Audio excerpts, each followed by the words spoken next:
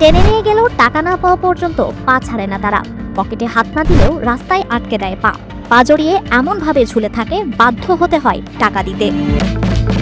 চেহারা চলাফেরা দেখে অনেকেই ধারণা করছেন এই কিশোর বয়সেই তারা মাদকাসক্ত। উত্তরার বিমানবন্দর মহাসড়কের ফুট ওভারব্রিজে এই কিশোর আর ছিন্নমূল শিশুদের উৎপাত যেন বেড়েই চলেছে। উৎপাত থেকে বাঁচতেই ফুট ওভারব্রিজ পরিহার করে ঝুঁকি নিয়ে ব্যস্ততম সড়ক পার হতে হচ্ছে সাধারণ পথচারীদের।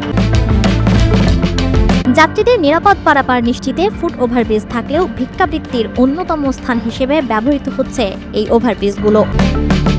শুধু বিমানবন্দর নয়, উত্তরার আজমপুর, হাউস বিল্ডিং ও বিএনএস সেন্টারের চিত্র একই রকম। দীর্ঘদিন ধরে এখানকার চলন্ত সেই সিঁড়িটিও নষ্ট। লাখ লাখ টাকা খরচ করে চলন্ত সিঁড়ি স্থাপন করলেও রক্ষণাবেক্ষণের অভাবে সেটাও এখন আর চলছে না। পথশিশুদের এই উৎপাত থেকে বাঁচতে আর সময় বাঁচাতে ওভারব্রিজগুলো ব্যবহার করছেন না অনেক পথচারী। দল বেঁধে ঝুঁকি নিয়েই সড়ক পার হচ্ছেন তারা। এতে সড়ক দুর্ঘটনার পাশাপাশি বাড়ছে মৃত্যু ঝুঁকিও। পুলিশের তদারকি না থাকায় স্থানীয় নেশাগ্রস্ত আর ছিন্নমূল শিশু কিশোররা দখল করে রেখেছে ফুট ওভারব্রিজগুলো।